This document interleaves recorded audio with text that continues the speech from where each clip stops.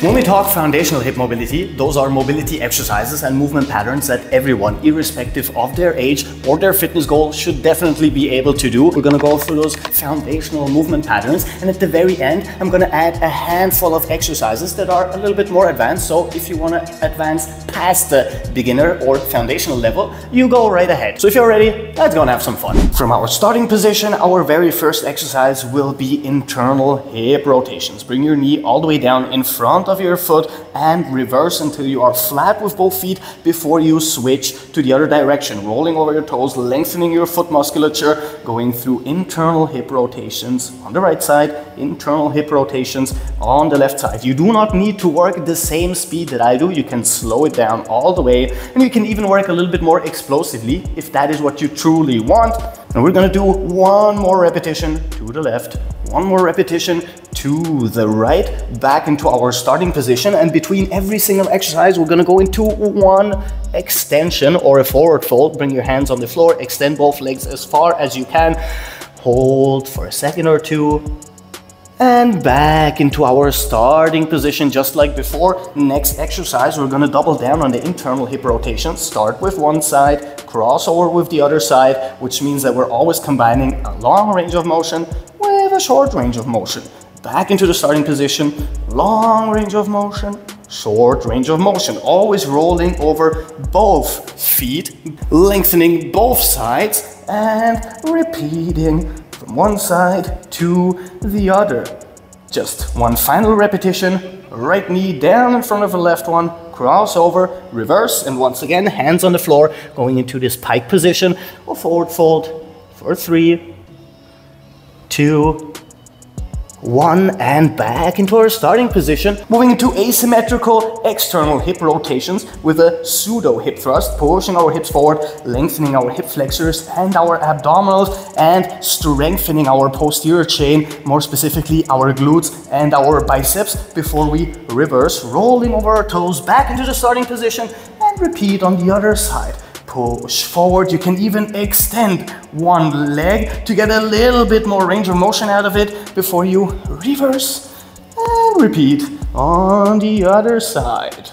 Rolling back over our toes, deep squat starting position, external hip rotation on the left, pushing forward, reverse, and same thing on the right side. Going for our very last repetition, just like so. Push forward, flex your posterior chain, lengthen your anterior chain, reverse, hands on the floor, extension for 3, 2, 1, back into our starting position, hands behind our head, and now slowly, carefully, by pushing our knees outwards and bringing them down to the floor, we're gonna go into another symmetrical pseudo hip thrust this time, pushing our hips forward, lengthening our quads, our hip flexors, our lower abdominals, and leaning back the slightest bit while flexing our posterior chain and reversing into our starting position. You can keep your hands in the front. You can even work with your hands on the floor, just so you do not hurt yourself. Bring your knees down. The most important thing is this stretch. And the second most important thing is being able to flex your hip flexors to reverse into this position, which is far easier with our arms right here in the front.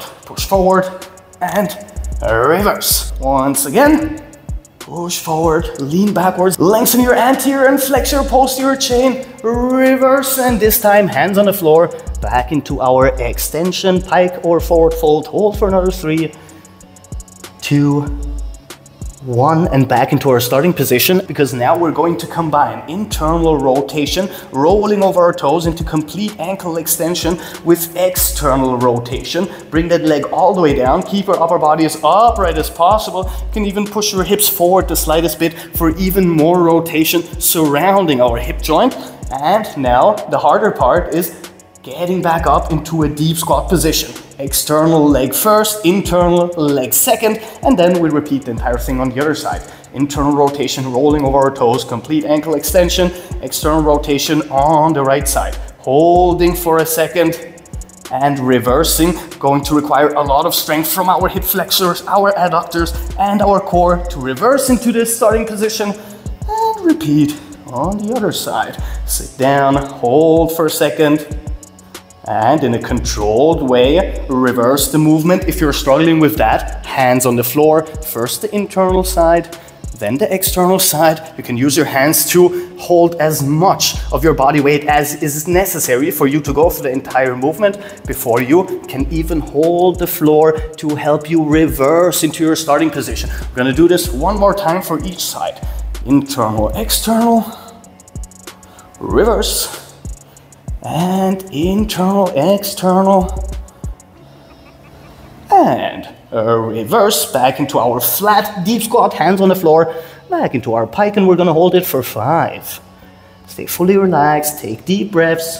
4, 3, 2, 1, back into our starting position. And now we're gonna make the last exercise far more effective. I'm gonna show you how. Internal rotation, external rotation, just like before, the 90-90 switch. And now we're gonna add as much spinal rotation as we can, turning our upper body sideways. And then we wanna move towards the floor with our head as close as we can. If you can touch down, that would be absolutely amazing. If you can't, if your range of motion ends here, don't worry about it. Over time, it will get better. Hold for a second.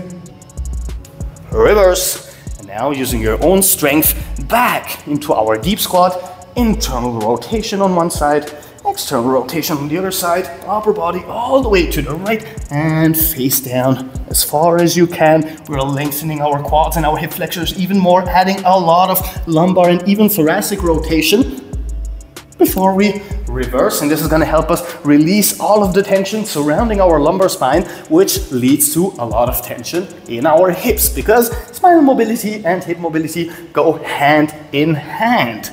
All the way down. Reverse. One more time to the other side. Internal on one side, external on the other side. Hands down, face down. Hold for a second. Reverse. And now we're gonna do this one final time into each direction from the deep squat. Internal rotation, external rotation. Turn your upper body sideways as much as you can. And now we're gonna enjoy this stretch for 5, 4, 3, 2, 1, reverse, and repeat a final time on the other side. And you will have noticed that we're working a lot with knee and ankle mobility, which is the amazing thing about this hip mobility progression, is that we are basically taking care of every single joint below our back when it comes to full range of motion and mobility. And back in our starting position, just like so. Hands on the floor. One more extension, holding for 5, 4, 3, 2, 1, and back into our deep squat. So now we're all done with the foundations. If you are more of a beginner and you have struggled with the last couple of exercises, then this is probably where you should stop. And if you feel a little bit more confident in yourself, and if you have enough mobility to go through the last couple of exercises, then you're probably ready to continue with me to the more advanced ones. Now we're only going to go through 2 repetitions for each side, for each of those exercises. We will start with both our feet completely parallel, both legs completely extended, with our first movement pattern being a classic Cossack squat, but we will raise our heel and move the extended leg into external hip rotation, meaning we're turning our toes upwards and both feet flat on the ground, extending both legs before we move back down into the other direction. If you can do this without your hand, absolutely perfect. If you need some support, you can use your hands on the floor until you have the necessary control, flexibility, and strength to go through the entire movement all by yourself. Final time. Up and to the right and back into our starting position. Now we're going to add the tiniest bit of lumbar or spinal rotation. Right hand to the right foot, all the way up, all the way down. Left hand to the left foot, all the way up. One more time, right side, all the way up, all the way down, left side, increasing our range of motion in the rotation, all the way down. Left hand to the right foot, all the way up, all the way down, right hand to the left foot. One more time for each side. Always all the way up, so we have as much quad engagement as possible. All the way up and all the way down on the other side. Now it's going to become a little bit more demanding. All the way down, knee down, push forward, lengthening our hip flexors and flexing our posterior chain. And now once again, we're gonna need a lot of strength in our hip flexors, a lot of control, and a lot of strength in our quads to reverse this movement, all without our hands. But if you need the necessary support, hands down, reverse like so, before you repeat on the other side. Final repetition to the left, reverse, and final repetition to the right, and reverse. Now, once again, next level, sit down all the way, knee down all the way. Instead of pushing your hip forward, push it backwards until you sit down all the way. Now we're gonna move with our upper body as closely to the extended leg as possible. This pseudo forward fold in a seated position. And reverse, either with your hands on the floor for support, or if you have the strength and mobility without. Move forward, hold, reverse, one more time, all the way down, move forward, and up, and carefully down. Final repetition, and all the way up. 2 more exercises, then we're done. Now we're gonna add a lot of strength for our posterior chain with a lot of flexibility bonus for our upper body. Right hand behind the right knee, which is the extended leg, just like so. Push your hips upward as much as you can. Lengthen your entire left side. Extend your arms. Reverse carefully. Move up all the way. Move down all the way. And repeat on the other side. Hand behind the extended leg. Leave about a foot or two between them so we can push our hips up as much as possible, lengthening our entire anterior chain on the right side. Reverse. One more time. To the right. Push up. And final time, all the way up, all the way down, and push up. And we're gonna take this exercise to its next level, and then we're basically done. All the way down. Instead of just placing our hand behind our leg, we're going to place our lower arm there, which means that now we're going to need even more strength and even more stretch up here. Hold for a second. Reverse, come forward, move all the way up, move all the way down. Instead of placing our hand, we're going to place our lower arm, extend and push up and reverse. Final repetition for each side. All the way down. Hold. Final repetition for the other side, all the way down, up and back.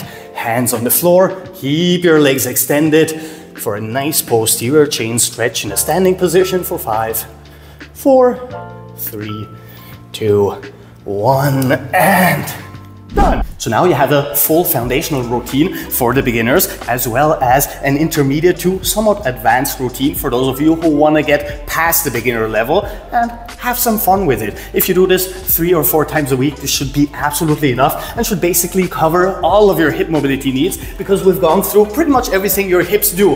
Hip extension, hip flexion, internal and external rotation, and combined all of those with unilateral movement patterns so you can start working on this coordination and mind-muscle connection so you can have as many benefits from this routine as possible.